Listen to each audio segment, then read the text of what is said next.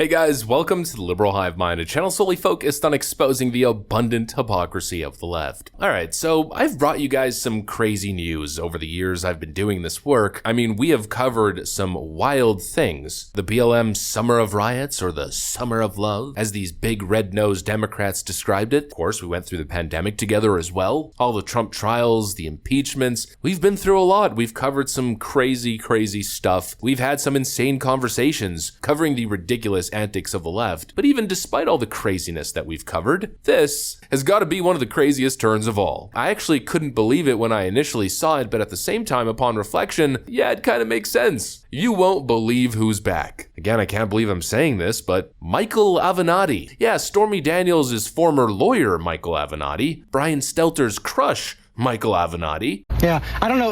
I agree with you. I don't know if it's a good thing that star power and TV savvy is required for the job, but I think it is. And by the way, I think President Obama also had a lot of TV star power, and that helped him pre-Trump. But Trump is more evidence of this. And looking ahead to 2020, one reason why I'm taking you seriously as a contender is because of your presence on cable news. The guy who Brian Stelter said should run for president as a Democrat. Yeah, Michael Avenatti's back. And of course you might be thinking, under what capacity is he back? Is he back to do a media tour to hit on Donald Trump? To join Michael Cohen on MSNBC, telling us why Donald Trump's going to jail this time? No, of course not, because he's in prison for fraud, I think for 19 years. No, Michael Avenatti's name is back in the news because supposedly he might be called to testify in the New York City hush money trial, but get this, not against Donald Trump, but rather for him. Yup, absolutely insane stuff. Let me update you guys on what's going on, then let's talk about this absolute joke of a case in New York City. We got some stuff to get into, so let's roll the tape. Alright folks, so here's a piece from the Gateway Pundit written by Cassandra McDonald. She writes, "Wow, Michael Avenatti says he is willing to testify on behalf of Donald Trump in hush money case." Stormy Daniels' former attorney, Michael Avenatti, has said that he is willing to testify on behalf of former President Donald Trump in the New York hush money trial. Speaking to the New York Post from jail, Avenatti said he is in contact with the Trump legal team and is willing to speak out against his former client. "The defense has contacted me," Avenatti told the Post. Mr. Avenatti is currently being held at Terminal Island, a minimum security federal prison in Los Angeles, serving a 19-year sentence for a slate of federal crimes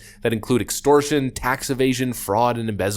Quote, "I'd be more than happy to testify. I don't know that I will be called to testify, but I have been in touch with Trump's defense for the better part of a year," Avenatti said. The Post reports that Avenatti would not provide any additional details about the discussion, but an unnamed source, quote, close to Trump, confirmed that the discussions are taking place. Avenatti used to be one of Trump's loudest critics, but he has seemingly dramatically changed his position. There's no question the trial is politically motivated because they're concerned that he may be reelected. Avenatti told the newspaper, "If the defendant was anyone other than Donald Trump, this case would not have been brought at this time. And for the government to attempt to bring this case and to convict him in an effort to prevent tens of millions of people from voting for him, I think that's just flat out wrong and atrocious." Now, I can't believe I'm saying this, but I'm agreeing with Michael Avenatti, especially on the part where he says if it wasn't for Donald Trump, this case would have not been brought. Now, you know how I know that? No, it's not speculation, it's not an assumption because it's clearly obvious. It's actually because, well, top Democrats are essentially admitting it openly. Here's Democrat Representative Pramila Jayapal admitting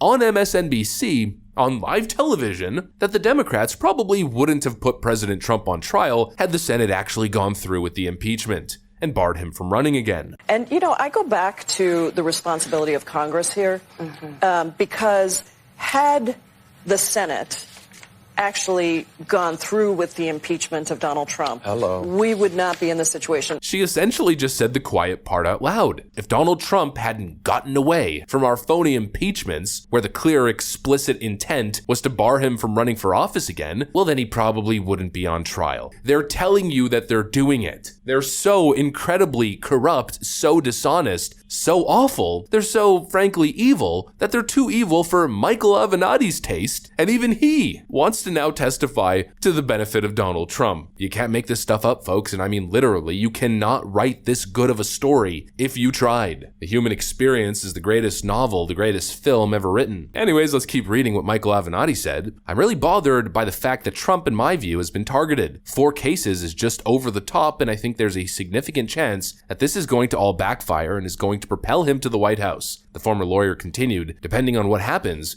this could constitute pouring jet fuel on his campaign. Stormy Daniels is going to say whatever she believes is going to assist Stormy Daniels and putting more money in her pocket. Avenatti said, if Stormy Daniels' lips are moving, she's lying for money. I totally believe that. I remember when the Stormy Daniels case started, or rather when the Stormy Daniels extortion racket started, she was working tirelessly to keep her name in the headlines for the sole purpose of trying to direct people to buy her online services. That's all I'm going to say. Those who know. It's obvious that this whole thing was an extortion racket to begin with, which of course Democrats have participated in. And not only did they participate then, but even when the dust settled, even when it was clear to everyone that this whole thing was a nothing burger, the FEC wanted nothing to do with it, the Federal Elections Commission said outright that there wasn't a crime committed and that they weren't going to pursue charges even after all of it. What did Democrats do? Well, they brought the case back from the dead. Despite the fact that no actual crime had been committed, despite the fact that their key witness, Mr. Michael Cohen,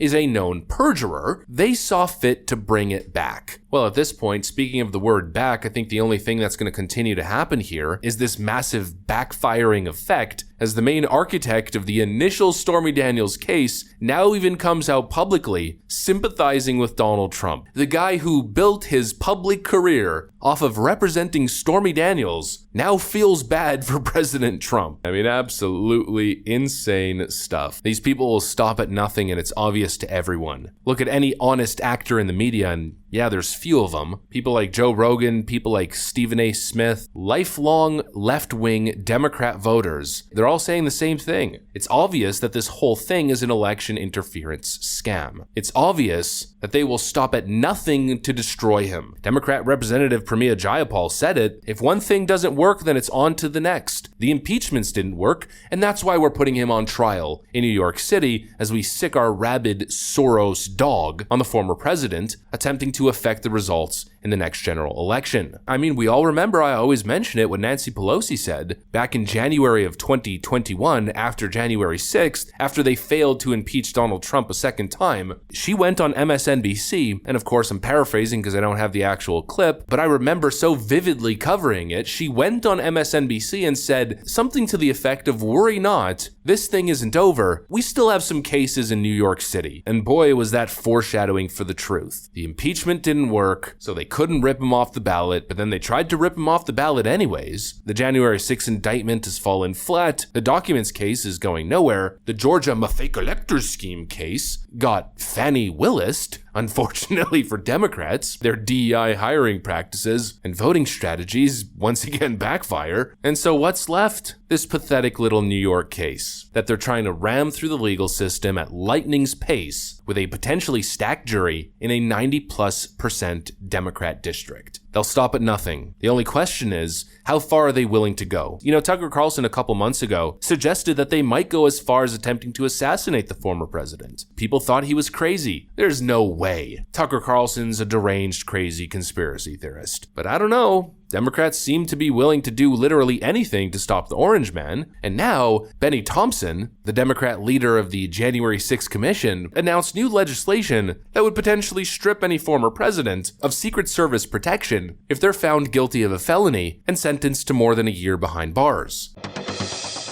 All right, welcome back here to the Hill on News Nation. Did you happen to see this earlier today? A new bill proposed by the Democratic congressman from the state of Mississippi, Benny Thompson, would strip Secret Service protection for anyone sentenced to jail for a felony.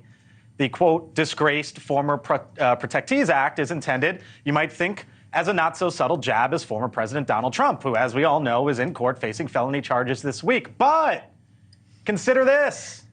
If it ever got to President Biden's desk, do you think he would sign it? You know who also received Secret Service protection? You know who also is facing felony charges? Hunter Biden.